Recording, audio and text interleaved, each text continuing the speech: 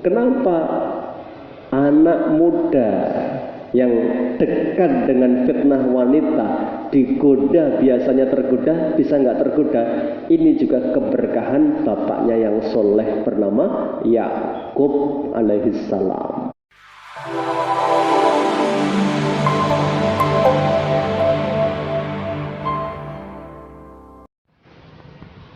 Hifdzul batni min haram, jaga perut jangan sampai kemasukan barang haram. Jaga mata jangan sampai memandang yang haram. Jaga tangan jangan menyentuh yang haram. Jaga kaki jangan melangkah ke tempat yang diharamkan. Itu maksudnya menjaga Allah, bukan menjaga zatnya, karena nggak mungkin makhluk menjaga Khalik sang mencipta ya. Jaga itu maksudnya jaga perintah kerjakan, jaga larangan jauhi. Nah, apa balasannya dari Allah? Yahfadka, Allah akan menjagamu. Apa bentuk penjagaan Allah? Nah, ini sesuai dengan janji Allah, yakni anna man hafadha hududallah, siapa yang menjaga perintahnya Allah terus dikerjakan.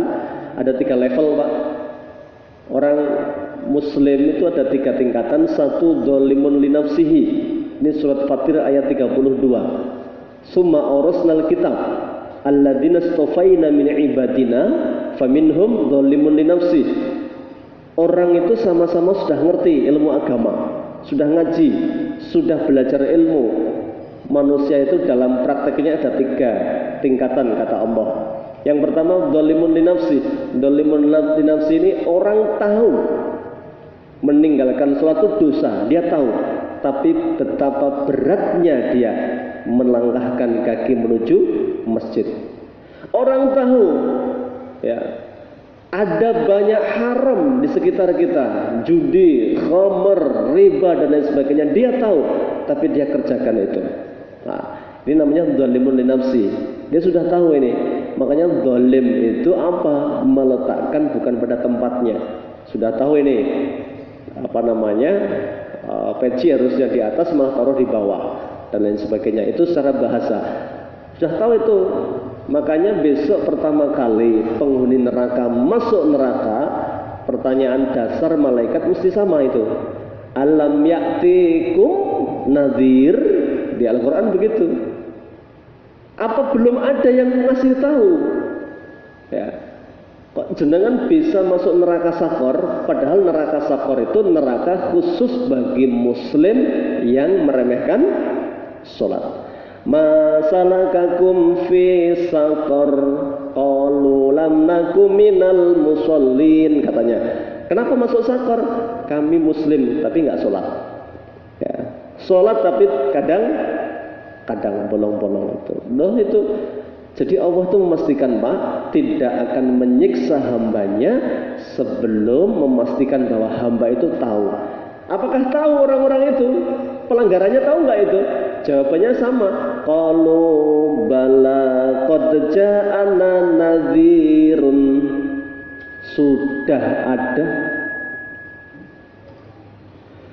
Sudah ada yang ngasih tahu bahwa sholat itu wajib. Sudah ada yang ngasih tahu bahwa ada neraka itu. Fakadzabna, tapi kami dustakan. Orang yang ngomong neraka itu belum pernah lihat neraka kok. Ngapain saya percaya itu ya? Orang yang ngajak kesuk masjid pahalanya 27, belum pernah lihat pahala, kami dustakan. Ngomong apa itu Ustaz itu? Enggak jelas itu. Ya. Fakadzabna, kami dustakan itu. Sebenarnya sudah datang ilmu itu ya. Ini Pak, yang bicara bukan mulut tetapi tangan dan kakinya kelak ya. Jadi saksi ya ini. Nih yang pertama sudah ngerti melanggar ini. Yang kedua, faminhum muqtasidun, golongan yang kedua itu yang level tengah-tengah. Siapa ini? Orang yang cukup melakukan yang wajib saja.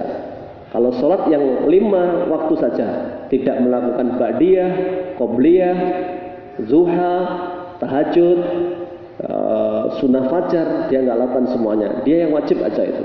Ya, kalau puasa sudah Ramadan, nggak Senin Kemis, Dawud, Ayamil Bid, Asyura, Muharram, enggak. Dia pokoknya cukup ini. Kalau sudah bayar zakat 2,5%, dia nggak pernah infak sedekah. Jumat nggak pernah bawa uang, pagi nggak pernah sedekah, selesai dia. Orang ini kata Nabi, kalau dia betul-betul menjaga yang wajib, tidak meninggalkan sekalipun, wajabat lahu jannah. Orang itu sudah cukup amalnya untuk membayar surga. Dengan catatan apa Pak? Tidak pernah berkurang wajibnya. Gampang nggak Pak? Susah itu. Ya. Yang ketiga ini, wa minhum sabiqun bil khairati biidznillah. Yang ketiga, level tertinggi ini, sabiqun bil khairat. Dia sudah kerjakan semua yang wajib ini. Ya. Salatnya sudah ini yang wajib ini. Dia tambah dengan nafilah. Duhanya dikerjakan, suruknya dikerjakan, ba'diyah, qobliyah, tengah malamnya tarawih atau pada isanya tarawih di malam Ramadan, fajarnya sebelum subuh, dia kerjakan semua ini.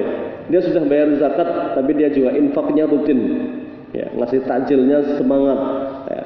Dia juga sudah haji, tapi kalau ada rezeki dia umroh kadang-kadang. Ya. Alhamdulillah semua yang wajib ditambah dengan yang sunnah. Inilah level tertinggi dari kedudukan seorang yang sudah paham ilmu.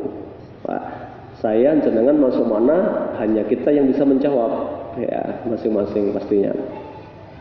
Itu perihal apa yang harus dijaga, ya. Nah, bagaimana Allah mengganti menjaga kita? Yahfadka, Allah akan jaga kamu. Ini janji Allah ini. Fadkuruni adkurkum. Ingatlah aku akan mengingatmu. Ini Allah, ya. Makanya ketika Nabi Yunus itu pernah bahasa Jawane mutung ya Pak, ya, meninggalkan dakwah. Kemudian dia pergi dalam keadaan marah dongkol itu. Ya. Ketika marah dalam keadaan dongkol itu dikira tidak ada hukuman dari Allah. Allah nggak biarkan hambanya itu dihukum oleh Allah itu. Ketika nyebrang ke sebuah penyeberangan lewati pantai laut, harus lama-lama di laut itu datanglah badai, kapal oleng, kapten menyepakati semua barang bawaan harus dibuang. Ternyata masih berat itu. Akhirnya harus manusianya dikurangin ini. Diundi berapa kali yang keluar nama Nabi Yunus. Betul, akhirnya sudah Nabi Yunus dibuang ke laut itu. Kemudian dia diabadikan oleh Allah di dalam Al-Quran itu, ya, ayat 144 surat As-Saffat itu. Ditelan ikan itu, kemudian dibawa ke dasar laut yang dalam gelap gulita itu. Maka disitulah Nabi Yunus berdoa kepada Allah, La ilaha illa anta subhanaka inni kuntu minadh dhalimin. Ini kata Nabi Muhammad mustajab sekali. Jenengan kalau mau doa dahului dengan zikir ini. Itu lengkap. La ilaha illa anta, mengakui keesaan Allah, tidak ada Tuhan melainkan Engkau ya Allah. Subhanaka, maha suci Engkau. Inni kuntu minadh dhalimin, saya banyak salah ya Allah. Memang begitu, taubat itu begitu Pak. Pertama memuji Allah, yang kedua mengakui dia salah itu. Inni kuntu minadh dhalimin, itu terus zikirnya itu. Sampai zikir itu terdengar oleh para malaikat. Kemudian para malaikat itu, ya, bertanya kepada Rabbnya. Ini ada riwayatnya ya, dari sahabat Salman Al-Farisi, ya. Ya Rabb, hadza sautun ma'rufun min biladin gharifah. Suara yang berdoa ini enggak asing lagi bagi kami, tapi min biladin gharifah, tapi kayaknya dari tempat yang asing. Faqala Allahu azza wa jalla, Allah bertanya, "Amma ta'rifuna dzalika?" Tahukah kalian siapa yang berdoa itu? Qalu, malaikat bertanya, "Wa man huwa?" Siapa ya Allah? Abdi Yunus, itu hambaku Yunus. Jadi kalau malaikat biasa mendengar doa hamba-hamba yang soleh itu sampai hafal. Ini suara nggak asing nih, saking seringnya berdoa, bertasbih. Ya. Makanya Allah sebutkan fadkuruni, banyak-banyaklah berzikir kepadaku, adkurkum, kalau kamu sedang butuh sesuatu aku akan mengingatmu, kata Allah. Makanya malaikat kemudian mengatakan afala tarhamu makana yasna'u firraha fatanjihi minal bala. Ya Allah, ya, apakah tidak seharusnya Yunus ditolong? Bukankah dia orang yang banyak berzikir, berdoa, memohon kepadamu, beribadah kepadamu di saat dia sedang dalam keadaan lapangnya? Ya, qala, Allah berkata bala. Iya. Kemudian Allah memerintahkan ikan itu naik ke permukaan, fatarahahu bil ara, kemudian dihempaskan ke tepian pantai. Nabi Yunus sudah lemes, ya, dikeluarkan dari perut ikan. Makanya Allah turunkan ayatnya, falaula annahu kana minal musabbihin. Andaikan Yunus itu bukan orang yang banyak berzikir, bertasbih sebelum ditelan ikan itu, lala bisa fi batnihi, pasti akan kami biarkan dia terus di perut ikan itu ila yaumi yub'atsun, sampai hari kebangkitan, sampai hari kiamat itu. Ya. Jadi Masya Allah, makanya hadisnya Nabi, jaga Allah, Allah akan jaga kamu. Ya. Ingat Allah, Allah akan ingat kamu. Ya. Tolong agama Allah, Allah akan menolong kamu. Jadi memang begitu Pak. Ini namanya hukum sebab akibat. Ya. Ibarat orang itu kalau mau hidup enak berarti apa? Kerja ya. Kerja serius gitu. Ya. Ini tentang penjagaan Allah yang pertama ya, dijaga fisiknya. Yang kedua, hifduhu fi waladihi, dijaga anak turunnya Pak. Jadi Masya Allah, pernah mendengar kisah Nabi Yusuf. Nabi Yusuf itu digoda oleh perempuan yang bukan mahramnya, tinggal serumah dengan dia, yaitu ibu tirinya, ibu angkat. Memang dalam Islam itu ada aturannya, ibu angkat itu orang lain Pak, meskipun ngopeni kita sejak bayi. Ya. Ibu angkat itu orang lain meskipun ngopeni kita sejak kecil itu. Bahkan berlaku semua larangan. Kalau ibu angkat itu bukan kerabat kita, ya, misalnya itu bukan dari jalur bule misalnya ya, yang ngambilnya itu ya, misalnya kita anak angkat itu orang lain, bersentuhan haram, tidak jadi warisnya, tidak boleh kita dianggap sebagai diaku sebagai anak kandungnya, tidak boleh, itu haram ya, dalam Islam ada batasannya itu. Nah suatu hari Yusuf tumbuh jadi remaja, bahkan dewasa, wajahnya rupawan menarik, ibu angkatnya tertarik dengan Yusuf, kemudian mengajak berzina. Nah ketika diajak berzina inilah ya, Nabi Yusuf apakah tertarik apa tidak, sempat ada rasa itu. Makanya di Al-Quran dijelaskan ayat 23 itu, 24 maaf, walaqad hammat bihi wa hamma biha, sungguh hammat bih, perempuan itu sudah sangat bernafsu kepada Yusuf, wa hamma biha, dan Yusuf pun sempat ada perasaan. Walaula ar-ra'a burhana rabbih, andaikan Yusuf tidak melihat tanda kekuasaan kami. Apa tanda kekuasaannya Allah itu? Dalam tafsir disebutkan tiba-tiba nampak wajah ayahnya itu di dinding kamar itu, dalam keadaan marah, menuding Yusuf dan berkata Yusufu sampai 3 kali, Yusuf, Yusuf, Yusuf, ya, a'rid an hada, ya, tinggalkan ini, pergi kamu, tidak pantas itu, bapakmu nabi, kamu itu nabi, jangan berbuat yang nista. Maka Yusuf lari itu ya, makanya dalam peristiwa itu perempuannya kecewa, kemudian Yusuf ditarik bajunya yang sobek bagian belakang, karena Nabi Yusuf menolak diajak zina, dia lari. Nah ini Bapak Ibu, kenapa anak muda yang dekat dengan fitnah wanita digoda biasanya tergoda, bisa nggak tergoda. Ini juga keberkahan bapaknya yang soleh bernama Yakub alaihissalam. Ya, makanya ayatnya menjawab kadzalika linasrifa anhu su'a wal fahsya. Kami jauhkan pemuda itu dari perbuatan dosa dan keburukan. Kenapa? Innahu min ibadinal mukhlasin. Karena beliau sendiri dan bapaknya termasuk orang-orang yang soleh. Pernah dengar Pak kisah Nabi Khidir ya? Nabi Khidir ini orang yang punya ilmu. Setahu saya mungkin satu-satunya yang punya ilmu laduni, Nabi Khidir itu ya. Jadi ilmu laduni itu ilmu nggak perlu belajar. Wa 'allamnahu min ladunna ilma. Ilmu itu langsung dikasih oleh Allah, nggak perlu belajar Pak. Kalau kita belajar bab sholat kan harus buku pas sholatan ya, atau sifat sholat Nabi ya. Kalau ilmu laduni nggak perlu belajar, langsung Allah kasih itu.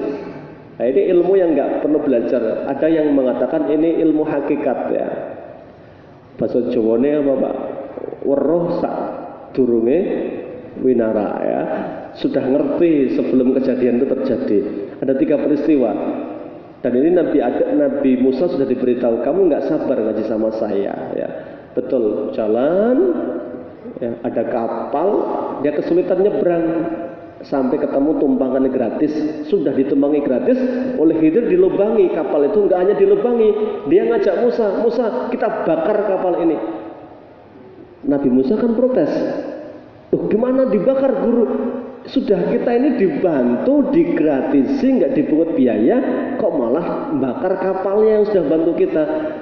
Kamu sudah melakukan pelanggaran pertama. Sudah tak beritahu, ngaji sama saya, jangan debat sebelum saya jelaskan ya. Jalan lagi, kemudian ada anak kecil itu. Anak kecil begitu beberapa anak main, tiba-tiba satu diambil, dibunuh oleh Khidir di depan Nabi Musa itu. Dibunuh itu. Musa protes, aqatalta nafsan zakiyah. Wahai guru Khidir, apa salah anak kecil yang nggak berdosa ini, kenapa dibunuh itu? Musa, saya sudah bilang kemarin, ngaji sama saya itu nggak bakal sabar, tapi kamu kekeh pengen ngaji, kamu sudah melakukan 2 kesalahan, protes 2 kali ya. Begitu ya, saya minta maaf, jalan lagi, bekalnya habis, ke sebuah kampung minta bekal, malah diusir Nabi Musa sama Khidir. Akhirnya keluar dari kampung. Sebelum keluar dari kampung, di pojok ujung desa itu ada rumah mau ambruk itu. Sudah mau rusak, rumahnya sudah rusak parah, mau ambruk itu. Tiba-tiba setelah diusir, Khidir mengatakan kepada Musa, yuk rumah ini dibangun, ini sudah mau ambruk, kasihan ini. Musa sempat protes, kenapa dibangunkan, wong kita ini baru diusir oleh penduduknya, tidak mengenakan. Khidir mengatakan, Musa, Anda sudah debat saya 3 kali.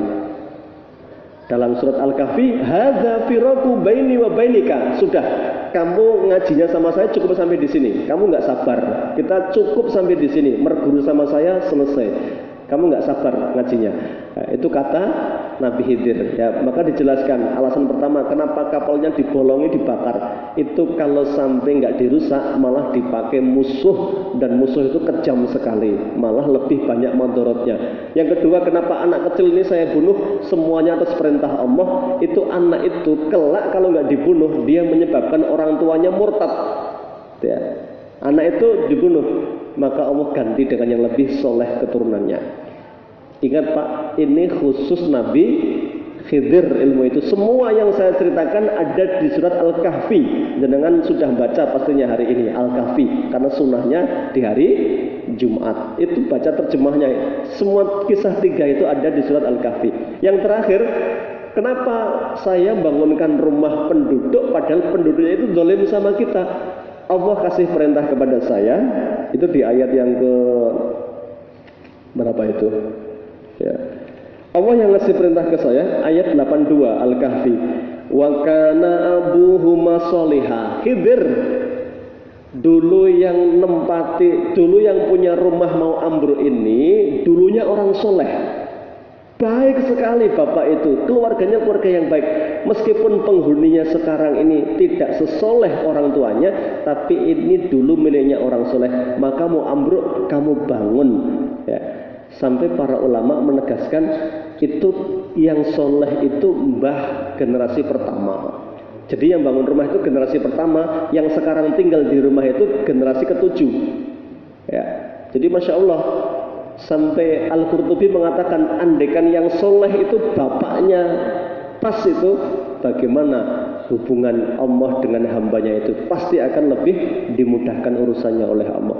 Jadi Bapak Ibu sekalian, Allah itu menjaga kita itu kadang karena keberkahan kakek kita yang soleh, kadang keberkahan bapak ibu kita yang soleh dan solehah. Dan kita mari ciptakan kesolehan agar anak kita dijaga oleh Allah meskipun jauh dari kita. Anak bisa jadi kuliah di luar negeri, mungkin di Amerika atau mana, bebas lingkungannya. Tapi kalau sudah jaga, dia tidak terjerumus ke dalam hal yang diharamkan, tidak berzina, tidak khamr, tidak narkoba dan lain sebagainya. Ini cara menjaga, Allah dijaga apa? Anak turunnya. Maka di sini ada disebutkan seorang tabi'in namanya Sa'id bin Musayyib. Dia ini punya kebiasaan, Pak. Ini orang yang Masya Allah tak ada tandingannya. Saya melihat biografi ulama. Beliau ini 40 tahun sholat tidak pernah masbuk. 40 tahun, Pak. Kita mau praktek 40 hari saja biar nggak munafik aja. Ada aja kan kendalanya, sudah mau berangkat malah perutnya mulus gitu, ya. Pokoknya orang kalau nggak dikehendaki Allah itu ya Allah punya cara itu. Ini memang nggak pantas itu mungkin ya, dibuat sakit perut mulus tiba-tiba Pak ke belakang gagal ya. Mau 40 hari itu. Ini umat ulama ini 40 tahun Pak, nggak pernah masbuk gitu. Sa'id bin Musayyib ini menantunya Abu Hurairah ya. Beliau itu Masya Allah kalau malam itu setelah wudhu mau sholat itu beliau selalu mandang wajah anaknya dan berkata begini, la azidanna fi sholati min ajlika raja'an an uhfidhu fika. Nak, malam ini rakaatnya akan ayah panjangkan agar keberkahan sholat ini kelak menjagamu di kemudian hari sepeninggal ayah. Boh, orang hebat ini ya, dia mikir tentang generasinya ya. Makanya semuanya Pak, orang hebat itu rata-rata berangkat dari orang tua yang hebat. Ada Imam Syafi'i, boleh miskin Imam Syafi'i itu, tapi ketika diberi makan oleh tetangganya yang pekerjaannya nggak jelas, ibunya langsung marah. Imam Syafi'i suruh muntahkan makanannya itu. Orang hebat itu. Mubarak itu ya, boleh miskin Pak, tapi nggak pernah memanfaatkan kesempatan sekecil apapun. Kalau bukan haknya nggak diambil itu. Dia dikasih tugas jaga kebun ya, dia nggak pernah sekalipun merasakan rasanya buah itu enak ya seperti apa, nggak pernah, karena tuannya nggak pernah mengizinkan, hanya mengizinkan jaga kebun ini bertahun-tahun itu. Akhirnya Masya Allah dia kemudian menikah, punya anak namanya Abdullah bin Mubarak. Anda mau tahu Abdullah bin Mubarak itu orang yang betapa hebat di semua sisi, kaya, dermawan, ilmunya luar biasa. Berangkat dari bapak yang soleh dan hati-hati, dijaga anak keturunannya oleh Allah Subhanahu wa Ta'ala. Baik, sudah maghrib, tepat penggalan yang pertama, Allah akan menjaga kita. Masih ada beberapa kejelasan, insya Allah disambung pertemuan yang akan datang. Kurang lebihnya mohon maaf. Billahi taufiq wal hidayah. Assalamualaikum warahmatullahi wabarakatuh.